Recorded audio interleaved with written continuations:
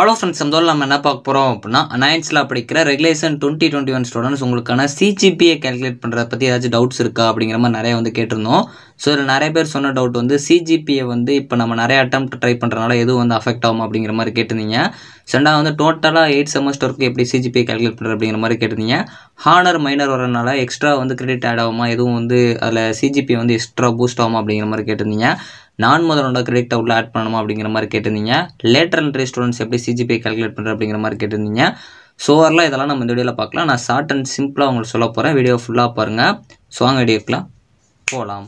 Okay friends, first எடுத்து பார்த்தீங்க அப்படின்னா, நைன்த்தில் படிக்கிற ரெகுலேஷன் 2021 ஸ்டூடெண்ட்ஸ் உங்களுக்கான சிஜிபிஏ கால்குலேட் பண்ணுறது எப்படி அப்படிங்கிறதெல்லாம் நான் ஒரு வீடியோ அப்லோட் பண்ணியிருப்பேன். அதை கண்டிப்பாக பார்த்து வச்சுக்கோங்க, ரொம்ப யூஸ்ஃபுல்லாக இருக்கும். ஏன்னா இந்த வீடியோவில் நான் சொல்ல போது உங்களோட டவுட்ஸை மட்டும் தான் நான் கிளியர் பண்ண போகிறேன். உங்களுக்கு ஏதாச்சும் மேனுவலாக கால்குலேட் பண்ணணும், எனக்கு எப்படின்னு அது புரியல அப்படின்னா நீங்கள் கமெண்ட் பண்ணுங்கள். நான் நெக்ஸ்ட் வீடியோவில் உங்களுக்கு இன்னும் கிறிஸ்டல் கிளியராக புரிகிற மாதிரி சொல்கிறேன். இந்த வீடியோ உங்களுக்கு ஓரளவு டவுட்ஸ் கிளியர் ஆயிரும். ஸோ ஃபஸ்ட்டு பார்த்தீங்க அப்படின்னா, சிஜிபிஏக்கு நீங்கள் போகிறதுக்கு முன்னாடி உங்களுக்கு நல்லா ஒன்று தெரிஞ்சிருக்கணும். அதாவது டோட்டல் கிரெடிட்ஸ் நீங்கள் உங்கள் சிலபஸை பார்க்குறீங்கனாலே ஒவ்வொரு செமஸ்டர் கீழேயும் பார்த்தீங்க அப்படின்னா கிரெடிட்ஸ் மென்ஷன் பண்ணியிருப்பாங்க. ஸோ அதே மாதிரி 8 செமஸ்டர் முடிஞ்சதுக்கப்புறம் டோட்டலோட கிரெடிட்ஸும் மென்ஷன் பண்ணியிருப்பாங்க. ஒரு 162 இந்த மாதிரி ஒவ்வொரு டிபார்ட்மெண்ட்டுக்கும் வேரி ஆகும். ஸோ அந்த கிரெடிட்ஸ் கொடுத்துருப்பாங்க. இதை நீங்கள் தெரிஞ்சுக்கணும். ஏன்னா உங்களோட சிஜிபிஏ கால்குலேட் பண்ணால் கண்டிப்பாக அந்த கிரெடிட்ஸ் தேவைப்படும். ஸோ அதனால தான். ஸோ அதே மாதிரி நீங்கள் இப்போ 8 செமஸ்டருக்கும் சிஜிபிஏ எப்படி கால்குலேட் பண்ணுறதுன்னு கேட்டிங்கன்னா, ஃபஸ்ட்டு உங்ககிட்ட ஒவ்வொரு செமஸ்டருக்குள்ளேயே ஜிபிஏ இருக்கும். அந்த ஜிபிஏவோட இண்டிவிஜுவலாக பர்டிகுலராக ஒவ்வொரு செமஸ்டருக்குமே ஒரு கிரெடிட் இருக்கும். இப்போ ஃபஸ்ட்டு செமஸ்டருக்கு ஒரு 25 இருக்குது அப்படின்னா அந்த 25ஓட அந்த சிஜிபியை நீங்கள் மல்டிப்ளை பண்ணணும். இதே மாதிரி நீங்கள் 8 செமஸ்டருக்கு பண்ணீங்க அப்படின்னா ஸோ ஒவ்வொரு ஆன்சர் ஒவ்வொரு மாதிரி 8 இது கிடைக்கும் உங்களுக்கு. அந்த 8ஐயுமே ஆட் பண்ணிவிட்டு டோட்டல் கிரெடிட்ஸ் கொடுத்துருப்பாங்க. ஒரு எக்ஸாம்பிளுக்கு இப்போ 168 உங்களோட டோட்டல் கிரெடிட்ஸ் அப்படின்னா, இல்லை 162 டோட்டல் கிரெடிட்ஸ்னால் அந்த மேலே கிடச்சதை கீழே இருக்கிறத வச்சு நீங்கள் டிவைட் பண்ணிட்டீங்கன்னா ஆன்சர் வந்துடும்.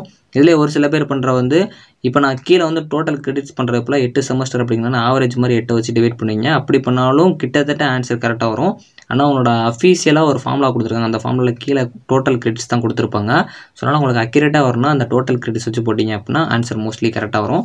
இது புரியல அப்படின்னாலும் நெக்ஸ்ட் ஏதாச்சும் வீடியோ அந்த மாதிரி மேனுவலாக கால்குலேட் பண்ணி காட்ட சொல்லிட்டீங்கன்னா நான் அதை கால்குலேட் பண்ணி காட்டுறேன். ஸோ ரெண்டாவது நிறைய பேர் கேட்டது பார்த்தீங்க அப்படின்னா, லேட்டரல் என்ட்ரி ஸ்டூடெண்ட்ஸ். அதாவது லேட்டரல் என்ட்ரி ஸ்டூடெண்ட்ஸ்க்கு 3ஆவது செமஸ்டரில் தான் ஸ்டார்ட் ஆகும். நீங்கள் அப்போ தான் ஜாயின் பண்ணியிருப்பீங்க. ஸோ எனக்கு லேட்டரல் என்ட்ரி 3rd செமஸ்டரில் தான் ஜாயின் பண்ணேன். நான் 8th செமஸ்டர் வரைக்கும் இப்போ படிச்சிருக்கேன்.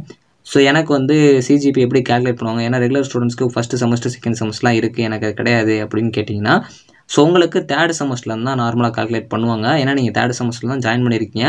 ஸோ அதனால் ஃபஸ்ட்டு செமஸ்டர் செகண்ட் செமஸ்டர்லாம் கன்சிடர் பண்ணாமல் 3rd செமஸ்டர்லேருந்து உங்களோட அந்த கிரெடிட்ஸை வச்சு டோட்டலாக கால்குலேட் பண்ணி உங்களுக்கு அதுக்குரிய சிஜிபி கால்குலேட் பண்ணுவாங்க. ஸோ அதனால் உங்களுக்கு 3rd செமஸ்டர்லேருந்து 8வது செமஸ்டர் வரைக்கும் இருக்குது அப்படின்னா அந்த மாதிரி கால்குலேட் பண்ணுவாங்க. ஸோ இப்போ உங்களுக்கு புரிஞ்சிருக்கும்னு நினைக்கிறேன். ஸோ நெக்ஸ்ட்டு பார்த்தீங்க அப்படின்னா, சிஜிபிஏல இப்போ நான் நிறைய அட்டம்ப்ட்ஸ் ட்ரை பண்ணுறேன் ப்ரோ. ஸோ நிறைய அட்டம்ப்ட்ஸ்க்கு அப்புறம் நான் கிளியர் பண்ணுறேன் அப்படின்னா என்னோட சிஜிபி எதுவும் அஃபெக்ட் ஆகுமா அப்படிங்கிற மாதிரி நிறைய பேர் கேட்டிருந்தீங்க. ஸோ இதுக்கு பொறுத்த வரைக்கும் மோஸ்ட்லி உங்களோட சிஜிபி எந்த எஃபெக்ட்டுமே ஆகாது. இது எதனால் அப்படிங்கிறத நான் சின்னதாக உங்களுக்கு ஒரு எக்ஸாம்பிள் கொடுத்துறேன். ஸோ இப்போ first semester second semester, first செமஸ்டரில் நீங்கள் M1ல் அரியர் வச்சிட்டீங்க. அது ஒரு 4 கிரெடிட் பேப்பரு. ஸோ ஒரு எக்ஸாம்பிளுக்கு உங்களுக்கு ஃபஸ்ட்டு செமஸ்டரில் 25 கிரெடிட் டோட்டலாக இருக்குதுன்னு வச்சுக்கோங்க. ஸோ அதில் நீங்கள் M1 அரியர் வச்சனால ஸோ உங்களுக்கு அந்த 4 கிரெடிட் மிஸ் ஆகுது. ஸோ நீங்கள் செகண்ட் செமஸ்டர் எழுத போகிறீங்க, உங்களுக்கு 30 கிரெடிட் இருக்குது. ஸோ எக்ஸாம்பிள் சொல்கிறேன், இந்த 30 கிரெடிட்டில் நீங்கள் M1 அதில் கிளியர் பண்ணிட்டீங்க. ஸோ அதனால் ஃபஸ்ட்டு செமஸ்டரில் இருக்கிற அந்த 4 கிரெடிட் உங்களுக்கு இங்கே செகண்ட் செமஸ்டர் ஆகி 34 கிரெடிட் ஆயிரும். ஸோ டோட்டலாக உங்களுக்கு ஃபஸ்ட் செமஸ்டரில் ஒரு 25 கிரெடிட், ஆனால் 21 தான் அங்கே எடுத்திருக்கீங்க. இங்கே உங்களுக்கு 34 வந்துருச்சு. ரெண்டே கால்குலேட் பண்ணிங்க அப்படின்னா 55 கிரெடிட்ஸ். நான் ஒரு எக்ஸாம்பிளுக்காக சொல்கிறேன். அப்போ ரெண்டுமே பார்த்தீங்க அப்படின்னா, இப்போ நீங்கள் நார்மலாக ஃபஸ்ட்டு செமஸ்டரில் கிளியர் பண்ணியிருந்தீங்கன்னா 25 கிரெடிட்ஸ் வந்துருக்கும். இங்கே உங்களுக்கு 30, ரெண்டே ஆட் பண்ணிங்கனாலும் 55 தான். இப்போ நீங்கள் 2வது செமஸ்டரில் மட்டும் கிளியர் பண்ணி டேரெக்டாக 2வது செமஸ்டரில் கிளியர் பண்ணிங்கனாலும் உங்களுக்கு 55 தான். ஸோ அதனால் உங்களோட கிரெடிட்ஸ் எந்த ஒரு சேஞ்சுமே ஆகாது. மோஸ்ட்லி நீங்கள் அந்த அட்டெம்ப்ட் கிளியர் பண்ணதுக்கப்புறம் அந்த சிஜிபிஏ டேரெக்டாக அதுக்கப்புறம் ஆட் ஆகிக்கும். ஸோ அதனால் எந்த பிரச்சனையும் இருக்காது. ஆனால் நீங்கள் இப்போ சப்போஸ் உங்களுக்கு 3rd அட்டெம்ப்ட்டுக்கு மேலே போகிறப்போ உங்களுக்கு தெரிஞ்சிருக்கும் இன்டர்னல் மார்க்ஸ் கன்சிடர் பண்ண மாட்டாங்கன்னு. ஸோ அப்படிங்கிறப்போ நீங்கள் எக்ஸ்டர்னல் எழுதி மார்க் எழுதுறதுனால உங்களுக்கு மார்க்ஸ் பார்த்தீங்கன்னா இன்டர்னல் இருந்துச்சுன்னா அது ஒரு ப்ளஸ் மார்க் இருக்கும். ஸோ இன்டர்னல் இல்லாமல் நீங்கள் எக்ஸ்டர்னல் மட்டும் எழுதுறப்போ மார்க் நீங்கள் கொஞ்சம் அதிகமாக எடுக்கிற மாதிரி இருக்கும். நார்மல் எழுதுறீங்க அப்படின்னா உங்களுக்கு இன்டர்னல் இருக்கிறப்போ எக்ஸ்ட்ரா ஏறதை விட இன்டர்னல் இல்லாதப்போ கம்மியாக வர மாதிரி இருக்கும். ஸோ அதனால் இந்த இடத்துல அட்டெம்ப்ட் உங்களுக்கு நிறையா போகிறப்போ அந்த இன்டர்னல் மார்க் வராதனால வேணால் சிஜிபியை ஏதாச்சும் அஃபெக்ட் ஆகலாம். மித்தபடிக்கு நீங்கள் நிறைய அட்டெம்ப்ட் பண்ணுறத விட ஒரு 2 அட்டெம்ப்ட்லேயே ட்ரை பண்ணி இது பண்ணிட்டீங்க கிளியர் பண்ணிட்டீங்கன்னா மோஸ்ட்லி உங்களுக்கு இது அஃபெக்ட் பண்ணாது. ஸோ இது புரிஞ்சிருக்கும்னு நினைக்கிறேன். நெக்ஸ்ட் வந்து நான் முதல்வனோட சிஜிபிஏ வந்து எங்களுக்கு ஆட் ஆகுமான்னு கேட்டிங்கன்னா, ஸோ உங்களோட சிலபஸில் அந்த ஃப்ரண்ட்டில் வந்து உங்களுக்கு கொடுத்துருப்பாங்க. ஸோ உங்களுக்கு என்னென்ன கிரெடிட் வந்து எதுக்கு ஆட் ஆகும்னு. மேண்ட்ரி கோர்ஸ்க்குலாம் கிரெடிட்டே கிடையாது.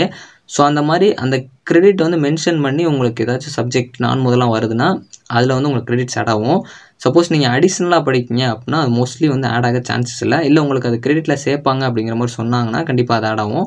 ஸோ மோஸ்ட்லி நான் முதல்வன் பொறுத்த வரைக்கும் உங்களுக்கு மென்ஷன் பண்ணிட்டு தான் உங்களுக்கு வரும். ஸோ அது ஒரு கிரெடிட் பேப்பரா இல்லை நான் கிரெடிட்டபிள் பேப்பரான்னு சொல்லிட்டு. ஸோ அதனால் அதுக்கேற்ற மாதிரி தான் உங்களுக்கு போகும். ஒரு சில நான் முதல்வன் வந்து உங்களுக்கு சப்ஜெக்டாகவே இருக்கும். ஸோ அதெல்லாம் பார்த்தீங்க அப்படின்னா கண்டிப்பாக அது கிரெடிட்ஸில் வரனால கண்டிப்பாக அது மார்க்கு உங்களுக்கு கன்சிடர் பண்ணுற மாதிரி தான் இருக்கும். ஸோ அதை நீங்கள் எடுக்கிறத பொறுத்து இருக்குது.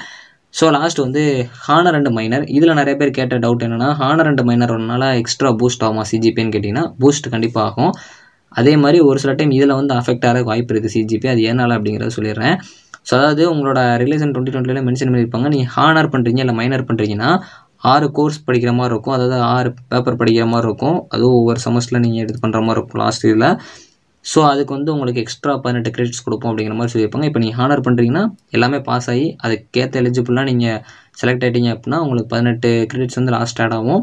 ஸோ அதே மாதிரி மைனர் பண்ணுறீங்கன்னா 18 கிரெடிட்ஸ் ஆட் ஆகும். சப்போஸ் ரெண்டுமே சேர்த்து பண்ணுறீங்க அப்படின்னா உங்களுக்கு ஹானர் ப்ளஸ் மைனருக்கு சேர்த்து உங்களுக்கு 18 + 18 36 கிரெடிட்ஸ் வந்து எக்ஸ்ட்ரா ஆட் ஆகும். இப்போ ஒரு நார்மலாக இருக்க ஸ்டூடெண்ட்ஸ்க்கு 162 கிரெடிட்னா உங்களுக்கு அந்த 162 போக அந்த 36 இல்லைனா 18 வந்து ஆட் ஆகும். ஸோ இது வந்து எதனால் வந்து உங்களுக்கு அஃபெக்ட் ஆகும் அப்படிங்கிறத சொல்லிடுறேன். இப்போ நீங்கள் ஹானரே பண்ணல மைனரே பண்ணல அப்படின்னா உங்களோட ஓவரால் இதில் வெயிட்டட் பாயிண்ட்ஸுங்கிறது ஒன்றுமே கிடையாது. நான் சொன்னல அவங்களோட ஜிபிஏவும் ஸோ அது மட்டும் இல்லாமல் உங்கள் கிரெடிட்ஸை மல்டிப்ளை பண்ணி வர ஆன்சரு. ஸோ அது டோட்டலாக 8 செமஸ்டருக்கு 1280 அப்படிங்கிற மாதிரி இருக்குது. ஸோ இது வந்து டோட்டல் கிரெடிட்ஸ் அப்படிங்கிறது 8 செமஸ்டருக்கு 120 வருது அப்படின்னா, ஸோ நீங்கள் ஹானரே இல்லாதப்போ உங்களுக்கு சிஜிபிஏ கால்குலேட் பண்ணுறோம் அப்படின்னா 8 சிஜிபிஏ வருது அப்படின்னா, சப்போஸ் நீங்கள் வந்து ஒரு ஹானரில் நல்லா பெர்ஃபார்ம் பண்ணி நல்ல மார்க்ஸ் வச்சுருக்கீங்க, நல்ல கிரேட் வச்சுருக்கீங்கன்னா, ஸோ உங்களுக்கு அந்த இது இப்படி கால்குலேட் பண்ணுறப்போ 8.1 அப்படிங்கிற மாதிரி உங்களோட சிஜிபி வரும். ஸோ இது வந்து நல்ல மார்க்ஸ் எடுத்திருக்கீங்க அப்படின்னா, சப்போஸ் உங்களோட கிரேட்லாம் கம்மியாகி ஹானர்லாம் கொஞ்சம் பரவாயில்லாமல் படிச்சிருக்கீங்க அப்படின்னா, இந்த இடத்துல உங்களுக்கு கால்குலேஷன் பண்ணுறப்போ உங்களோட சிஜிபிஏ கொஞ்சம் அடியாயிரும். ஸோ அதனால் அது கரெக்டாக பார்த்துக்கோங்க. இது வந்து கொஞ்சம் உங்களுக்கு கிளியராக புரியும்னு நினைக்கிறேன். ஸோ இந்த வீடியோவில் கண்டிப்பாக உங்களுக்கு ஓரளவு கிளாரிஃபை இருக்கும்னு நினைக்கிறேன். சிஜிபிஏனா என்ன, ஸோ எப்படி வந்து அடியாகுது, ஸோ சிஜிபி எப்படி கால்குலேட் பண்ணணும் அப்படிங்கிறதெல்லாம். ஸோ நான் வந்து உங்களுக்கு இது போக மேனோட எதுவும் கால்குலேட் பண்ணி கட்டணும் இல்லை புரியல ஏதாச்சும் உங்களுக்கு புரியலன்னா கமெண்ட் செக்ஷனில் கமெண்ட் பண்ணுங்கள். ஸோ நெக்ஸ்ட் வீடியோவில் உங்களுக்கு கமெண்ட் செக்ஷனில் கிளியர் பண்ணுறேன். தேங்க்ஸ் ஃபார் வாட்சிங்.